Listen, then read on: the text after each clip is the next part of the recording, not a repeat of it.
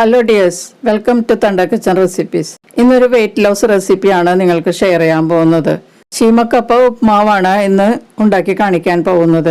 ശീമക്കപ്പ എന്ന് പറഞ്ഞാൽ മധുരക്കിഴങ്ങ്, മധുരക്കപ്പയൊക്കെ എന്ന് പറയുന്ന കിഴങ്ങാണ്. ഇംഗ്ലീഷിൽ സ്വീറ്റ് പൊട്ടാറ്റോ അല്ലെങ്കിൽ ഷുഗർ ബീറ്റ് എന്നൊക്കെ പറയാറുണ്ട്. ലോ കാലറി ഫുഡായ മധുരക്കപ്പ വെയിറ്റ് ലോസിന് മാത്രമല്ല ബ്ലഡ് ഷുഗറും കൊളസ്ട്രോളും മാനേജ് ചെയ്യാനും നല്ലതാണ്. അപ്പോൾ ഇതെങ്ങനെയാണ് തയ്യാറാക്കുന്നതെന്ന് നോക്കാം.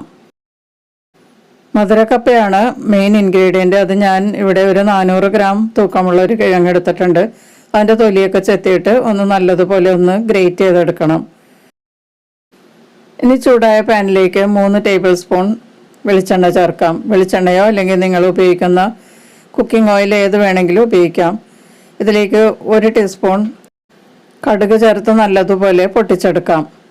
കടുകെല്ലാം നല്ലതുപോലെ പൊട്ടിക്കഴിയുമ്പോൾ ഇതിലേക്ക് 1 ടീസ്പൂൺ ഉഴുന്നുപരിപ്പും 1 ടീസ്പൂൺ തന്നെ കടലപ്പരിപ്പും ചേർത്ത് ഒന്ന് ചൂടാക്കുക. കടലപ്പരിപ്പും ഉഴുന്നുപരിപ്പും നല്ലതുപോലെ മൂത്ത് കഴിയുമ്പോൾ ഇതിലേക്ക് 1 ടീസ്പൂൺ അളവിൽ പൊടിയായി അരിഞ്ഞ ഇഞ്ചി ചേർക്കാം. കുറച്ച് വേപ്പിലയും കൂടി ചേർത്ത് കൊടുത്തിട്ട് നല്ലതുപോലെ ഒന്ന് വഴറ്റിക്കൊടുത്ത് ഫ്രൈ ചെയ്യാം.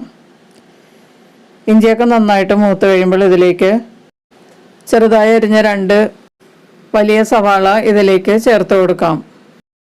ഒന്ന് വഴറ്റി കൊടുക്കാം. ഇതിലേക്ക് എരിവിനുള്ള പച്ചമുളക് ചേർത്ത് കൊടുക്കാം.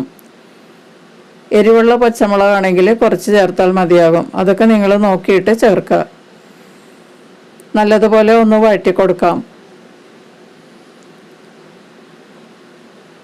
സവാളയും പച്ചമുളകൊക്കെ നല്ലതുപോലെ സോഫ്റ്റായി കഴിയുമ്പോൾ ഇതിലേക്ക് 1 ടേബിൾ സ്പൂൺ അളവിൽ ഗ്രേറ്റ് ചെയ്ത് ക്യാരറ്റ് ചേർത്ത് കൊടുക്കാം. ക്യാരറ്റൊക്കെ വളരെ ഗുണമുള്ളതാണ്, കണ്ണിൻ്റെ ആരോഗ്യത്തിനും വളരെ നല്ലതാണ്. നല്ലൊരു ആൻറ്റി ഓക്സിഡൻറ്റ് കൂടിയാണ് ക്യാരറ്റ്.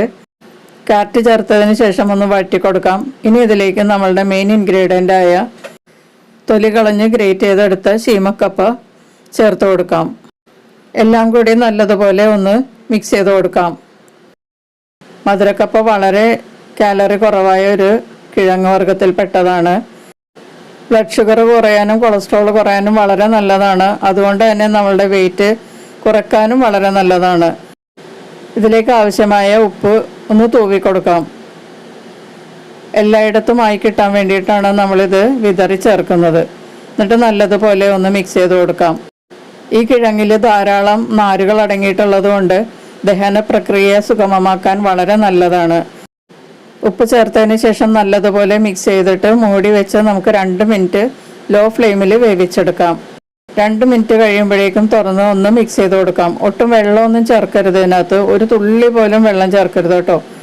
ഇത് പെട്ടെന്ന് വെന്ത് കിട്ടും. 2 മിനിറ്റിന് ശേഷം നല്ലതുപോലെ ഒന്ന് മിക്സ് ചെയ്യാം. അപ്പോൾ താഴെ ഭാഗം ചിലതൊക്കെ മുരിഞ്ഞിട്ടുണ്ടാവും. അത് നന്നായിട്ട് എല്ലായിടത്തും അകത്തൊക്കെ ഇത് മിക്സ് ചെയ്തിട്ട് വീണ്ടും മൂടി വെച്ച് 2 മിനിറ്റും കൂടി നമുക്ക് വേവിക്കാം.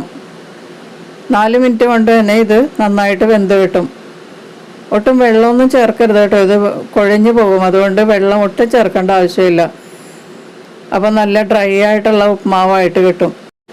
ഇപ്പോൾ ശീമക്കപ്പയൊക്കെ നല്ലതുപോലെ വെന്തിട്ടുണ്ട്. ഇനി ഇതിലേക്ക് കുറച്ച് മല്ലിയില പൊടിയായി അരിഞ്ഞത് ചേർത്ത് കൊടുക്കാം. എന്നിട്ട് നല്ലതുപോലെ ഒന്ന് മിക്സ് ചെയ്ത് കൊടുക്കാം. മല്ലിയിലക്ക് പകരം ഗ്രീൻ അണിയൻ ചേർക്കുന്നതും നല്ലതാണ് കേട്ടോ. ഗ്രീൻ അണിയൻ ചേർത്താൽ നല്ലൊരു ടേസ്റ്റ് ആയിരിക്കും. അതിഷ്ടമുള്ളവർക്ക് അതും ചേർക്കാം. മല്ലിയില ചേർത്ത് 1 മിനിറ്റ് ഒന്ന് നന്നായിട്ട് മിക്സ് ചെയ്ത് കൊടുക്കുക. ഇപ്പോൾ ശീമക്കപ്പ ഉപ്മാവ് റെഡി ആയിട്ടുണ്ട്. നമുക്കിതൊരു സെർവിങ് പ്ലേറ്റിലോട്ട് മാറ്റാം. അപ്പോൾ വെയിറ്റ് ലോസ് ചെയ്യാനും ഷുഗറും കൊളസ്ട്രോളൊക്കെ കുറയാനും പറ്റിയ നല്ലൊരു റെസിപ്പിയാണിത്. ലോ കാലറി ഫുഡ് ആയതുകൊണ്ട് നമുക്ക് 3 നേരവും ഇത് കഴിക്കാവുന്നതാണ്. പക്ഷേ ശീമക്കപ്പ കഴിക്കുമ്പോൾ ഇത് ഒരു നേരത്തെ ആഹാരമായിട്ട് മാത്രം കഴിക്കുക. ഇതിൻ്റെ കൂടെ ചപ്പാത്തിയോ ചോറോ കഴിക്കരുത്. ശീമക്കപ്പ കഴിക്കുമ്പോൾ ശീമക്കപ്പ മാത്രമായിട്ട് കഴിക്കുക. അപ്പോൾ നല്ലൊരു അടിപൊളി വെയിറ്റ് ലോസ് റെസിപ്പിയാണ്. ഷുഗറും കൊളസ്ട്രോളും അതും കുറയും. അപ്പോൾ ഇത് നിങ്ങളെല്ലാവരും ഒന്ന് ട്രൈ ചെയ്ത് നോക്കിയിട്ട് ഇഷ്ടപ്പെടുകയാണെങ്കിൽ വീഡിയോ ലൈക്ക് ചെയ്യുകയും നിങ്ങളുടെ ഫീഡ്ബാക്സൊക്കെ അറിയിക്കുകയും ചെയ്യുക. മറ്റൊരു റെസിപ്പിയുമായി വീണ്ടും കാണും വരെ ബൈ. Thank you.